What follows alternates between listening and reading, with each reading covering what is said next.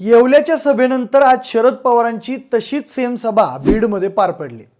सभेपूर्वी शरद पवार यांनी जोरदार शक्तीप्रदर्शनही केलं आणि त्यानंतर सभेतही त्यांच्यासह संदीप क्षीरसागर, जितेंद्र आव्हाड, रोहित पवार या मंडळींनी अजितदादा गटासह सरकारवर जोरदार टीका केली।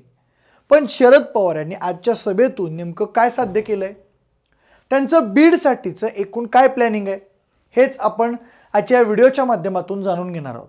नमस्कार, मी प्रथमेश आणि तुम्हाला तर माहिती आहे आपला विषयच भारी। एक नंबरची गोष्ट ओबीसी ध्रुवीकरण।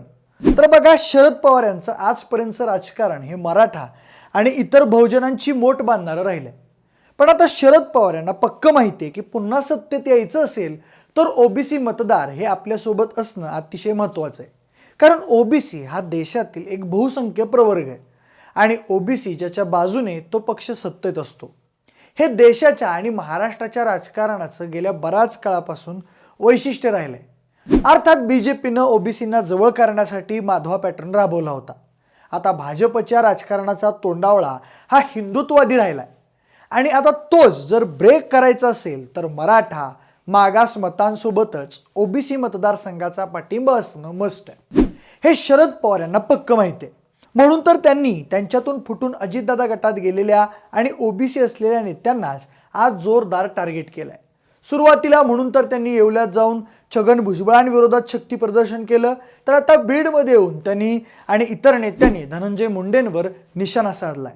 नंबर 2चा फायदा म्हणजे आपण इंडिया आघाडीसोबतच आहोत हे त्यांनी सिद्ध केलं। मागच्या काही काळात शरद पवार यांच्या भूमिकेतील संभ्रमांमुळे कार्यकर्ते गोंधळात होते।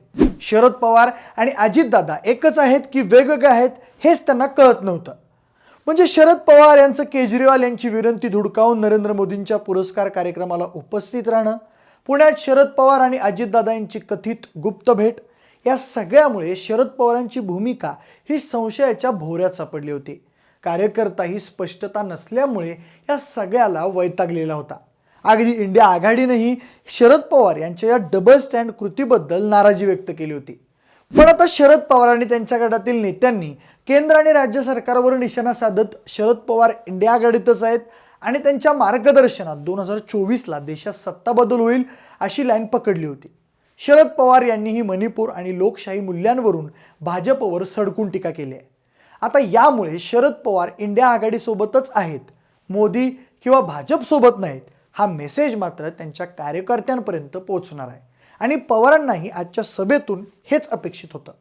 नंबर 3चा फायदा म्हणजे शरद पवार यांनी पुन्हा एकदा राज्यातील प्रमुख विरोधक म्हणून जागा व्यापली आहे। जसं की आपण आता बोललो की शरद पवारांच्या संशयास्पद भूमिकेमुळे कार्यकर्त्यांसह त्यांच्या सहकारी पक्षातील नेतेही नाराज होते।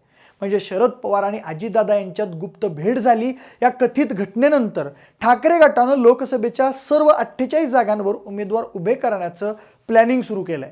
आता खरं तर शरद पवार यांच्या अस्पष्ट भूमिकेनंतर ठाकरे गटानं स्वबळाचा नारा देत शरद पवार गटालाच इशारा दिलाय। त्यामुळेच आपण भाजपसोबत नाही असं दाखवण्यासाठी मोदींच्या अनेक धोरणांवर पवारांनी टीका करत ठाकरे गटाला दिलासा दिलाय। शिवाय महाराष्ट्रातील भाजप विरोधाचा प्रमुख चेहरा उद्धव ठाकरे नाही तर शरद पवार असतील हे सुद्धा त्यांनी सिद्ध केले। एकूणच पुन्हा एकदा डागालेली त्यांची इमेज शरद पवार यांनी सुधारून ग्लोरीफाय केली आहे। तसंच महाराष्ट्राच्या राजकारणात पुन्हा एकदा स्वतःला सेंट्रलाइज करण्यात शरद पवार यशस्वी झाले असो। तर आता शरद पवार गटाच्या या स्वाभिमान यात्रेला उत्तर देणारी अजितदादांची परिक्रमा यात्राही येत्या काळात महाराष्ट्रात पार पडणार आहे। एकूणच सवाल जवाबाच्या फैरी महाराष्ट्रात पुढच्या काळात झडणार आहेत। आज आव्हाडांनी तर संदीप क्षीरसागर यांना वंजाऱ्याचं पोर म्हणत शरद पवारांच्या ओबीसी ध्रुवीकरणाच्या गेमला अधिकच मजबूत केला आहे।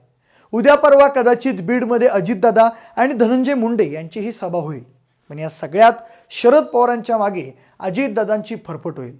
अगदी पंकजा मुंडेही खडसेंसारखी वेगळी वाट चोखाळतील असो, पण एक मात्र नक्की की अजितदादा विरुद्ध शरद पवार या बायनरीत पुढच्या काळात महाराष्ट्रात चर्चा फक्त राष्ट्रवादीचीच राहील आणि हेच कदाचित पवारांना अपेक्षितही असेल।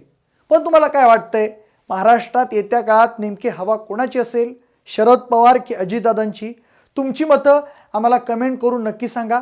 जर हा व्हिडिओ आवडला असेल तर लाईक आणि शेअर करा, सोबतच आपले विशेष भारी या यूट्यूब चॅनलला देखील सबस्क्राईब करा। आणि जर हा व्हिडिओ तुम्ही फेसबुकवर बघत असाल तर तिथंही आम्हाला फॉलो करायला अजिबात विसरू नका. धन्यवाद.